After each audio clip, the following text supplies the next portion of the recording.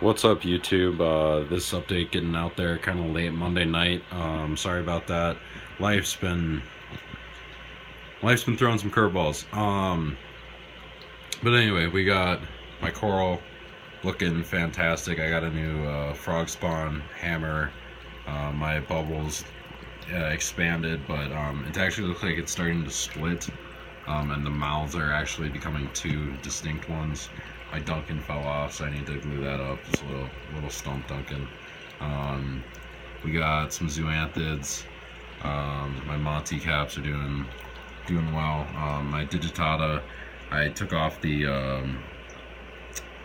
frag plug, and it's kind of small. I don't know if that was the best call. Right. It's kind of just a little stump. You can see in the tank the shimmer from the LED lights, but anyway, I hope it does well. My acros are all my acros are all gone. My bird's nest is not doing well. I moved him to try to get him a little more flow, maybe a little less light. I don't know why he's bleaching. I think it's the heat.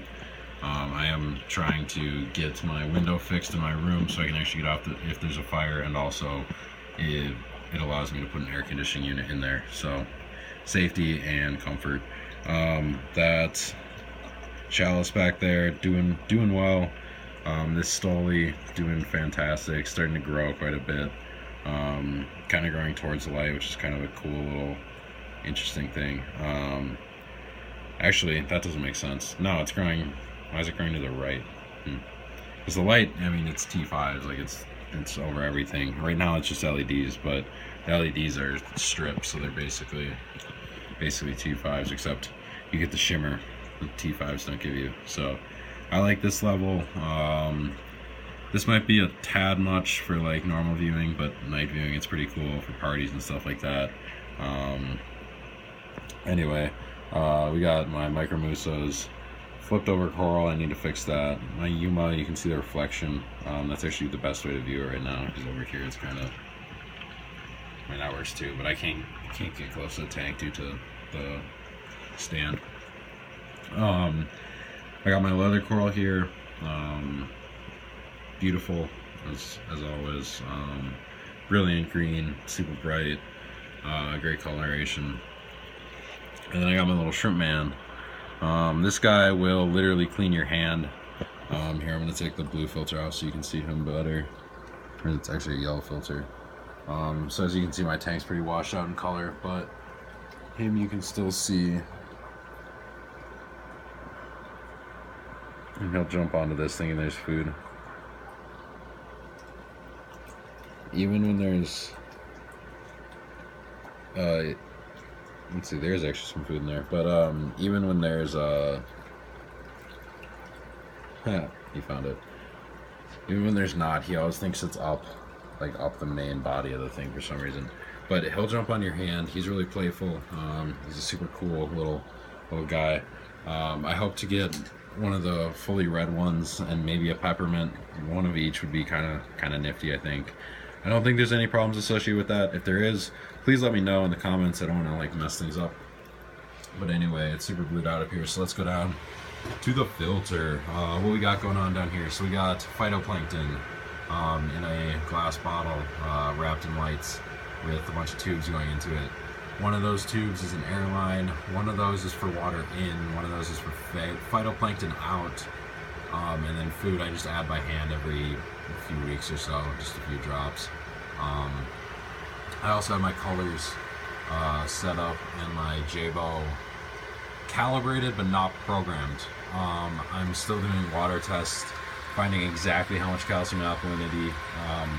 It's within acceptable ranges, but I'm trying to, get that true stability. Sorry for not putting it in there. So right now I haven't even made the lines permanent. They're just going around, kind of like around the sideway, down. So this, as I told you guys, siliconed it in. May have to cut it off and replace it due to this issue, which is one of the food line was like kind of screwed up. So I actually reran that, and so that's this cool one here, and it goes right into the pump, like right into the, beyond the strainer even. so it puts the food right in there from the doser. I'm not dosing food right now because I need more nutrients than that, and liquid food's expensive, and I'm here and I can just pop ice in there. So I'm just popping like 2-3 Hikari foods a day into here. No nitrates, no phosphates, no ammonia, no issues. Straight algae all the time. This stuff's insane. BRS proved it. I'm seconding it up. Next we got my ATO. I changed it from dispensing in the top where it kind of makes a lot of noise, mess with my siphons, a bunch of stuff like that. Now it goes to the bottom. And if you can see the problem, that's my RO jug. That's the bottom of my output. So that's the top where the water line is, and that's lower.